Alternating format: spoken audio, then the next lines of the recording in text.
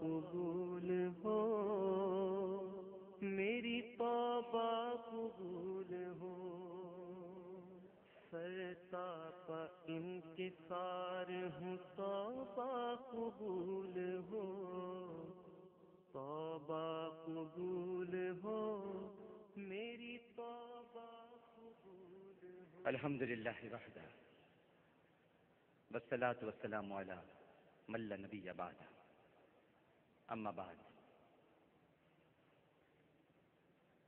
ناظرین کرام اور حاضرین محفل، سب کو انتہائی ادب، محبت، احترام اور خلوص کے ساتھ السلام علیکم۔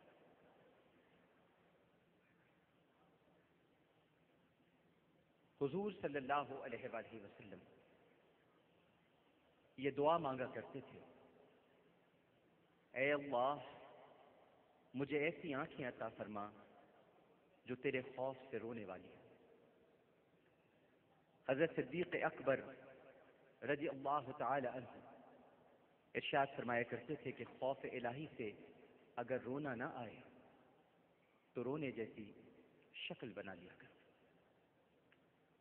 حقیقت تو یہ ہے ناظرین اور حاضرین کہ جہاں پانی جاری ہوتا ہے وہیں سبزہ ہوتا ہے،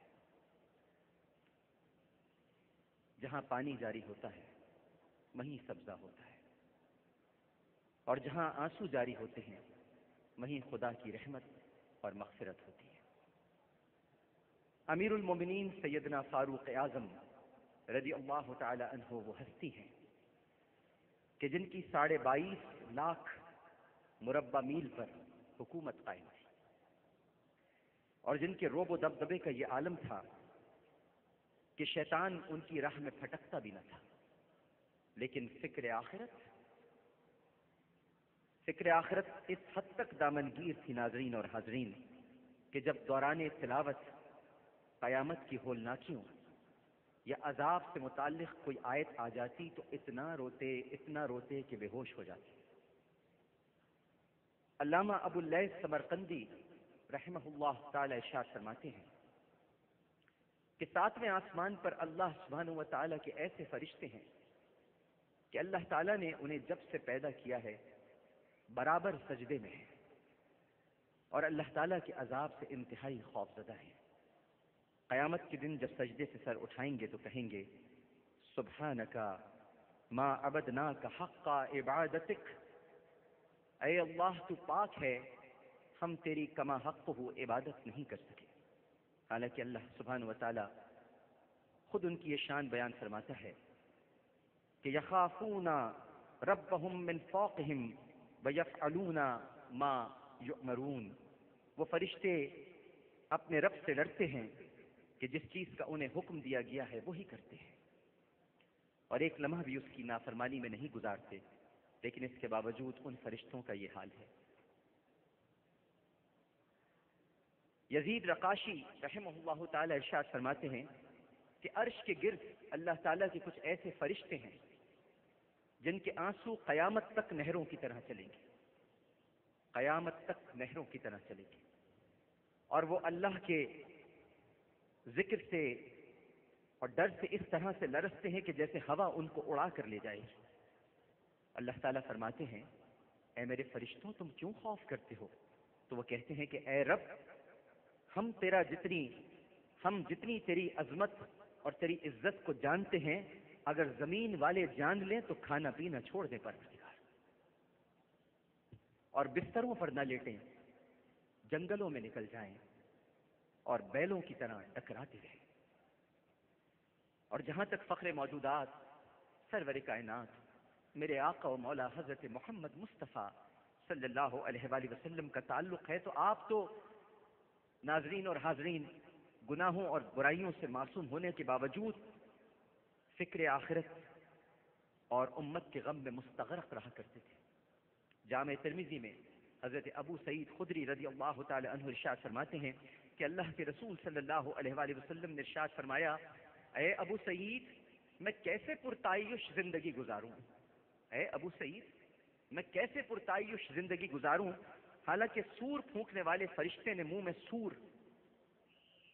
لے رکھا ہے اور اللہ کے حکم سے کان لگا رکھا ہے اور پیشانی جھکا رکھی ہے اور اس انتظار میں ہے کہ جب اللہ کا حکم ہو اس وقت وہ سور پھونکے. اس لیے ہمیں ہر وقت آخرت کی تیاری کرنی چاہیے، اس کی یاد سے غافل نہیں ہونا چاہیے. جانے کب سور پھونکنے کا حکم ہو جائے اور اس کائنات کا نظام درہم بھرم ہو جائے اور انسان کو پلٹنے کا موقع بھی نہ ملے. اور دوسری طرف صحابہ کرام رضوان اللہ تعالی علیہم اجمعین جو اللہ سبحانہ و تعالی اور نبی کریم صلی اللہ علیہ وآلہ وسلم کی کامل اطاعت اور فرما برداری کے باوجود اللہ کی پکڑ سے اس قدر خوف زدہ رہتے تھے ناظرین اور حاضرین کہ جیسے ہی آخرت کا تذکرہ ہوتا رونے لگتے، ان کی داڑھیاں مبارک آنسوؤں سے تر ہو جاتی، روتے روتے ہچکیاں بن جاتی، تلاوت کرتے ہوئے خدا کے خوف سے آواز نکلنا بند ہو جاتی، اور بعض روتے روتے گر پڑتے اور بعض بستر پر کروٹیں بدلتے رہتے، نیند نہ آتی، اور بعد میں صبح اٹھ کر فجر کی نماز جب پڑھتے تو پھر چاش تک آہو بکا کرتے رہتے. ایک وہ پاکیزہ ہستیاں تھیں جن کے دن اللہ اور اس کے رسول صلی اللہ علیہ وآلہ وسلم کی اطاعت میں گزرتے تھے، اور راتیں بھی اللہ سبحانہ و تعالیٰ کے حضور الہا وزاری، گریہ وزاری، تضرع اور آنسوؤں سے تر رہتی تھی. وہ اپنے ایمان اور عمل کے باوجود جبکہ کامل ہیں اللہ کی پکڑ سے بے خوف نہ تھے. اور ایک آج ہم ہیں کہ نہ ایمان کی اور نہ عمل کی درستگی کی فکر ہے، اور جہنم سے تو ایسے بے خوف ہیں کہ جیسے کوئی مسئلہ ہی نہیں ہو.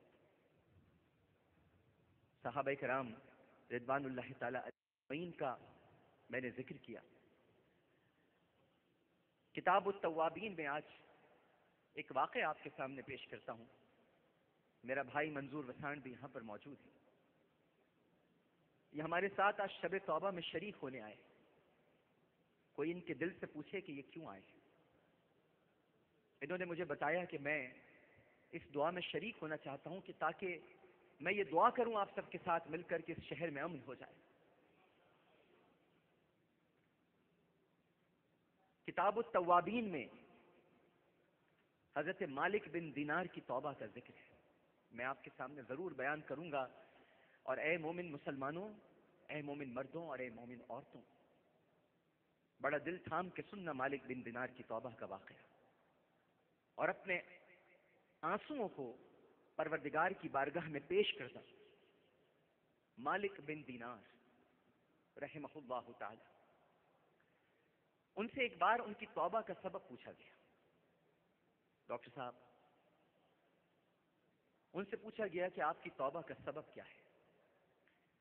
کہنے لگے کہ میں پولیس میں کام کرتا تھا اور بہت شراب پیا کرتا تھا. میں نے ایک خوبصورت باندی خریدی، بہت خوبصورت باندی. وہ میرے لیے بہت اچھی ثابت ہوئی، اور پھر میرے ہاں ایک لڑکی پیدا ہوئی. اس لڑکی سے مجھے بہت لگاؤ ہو گیا، بہت پیار ہو گیا مجھے اس لڑکی سے. میری بچی تھی، میری ننھی سی، میری منی سی بچی. اس کے دل میں میری محبت بہت بڑھتی چلی گئی. لیکن ہوتا یہ تھا کہ جب میں شراب پیتا تھا وہ شراب آ کے گرا دیا کرتی تھی. میں پھر گلاس بھرتا، وہ پھر آ کے میرا شراب کا گلاس گرا دیتی. جب اس کی عمر 2 سال کی ہوئی تو اس کا انتقال ہو گیا. اس کی موت نے مجھے دل کا مریض بنا دیا. پیار تھا بہت، بیٹی ہے، ننھی سی ہے، 2 برس کی ہے. ہمارے پروگرام میں نیکی میں آتے ہیں 2 برس کے بچے جن کے دل میں سوراخ ہے.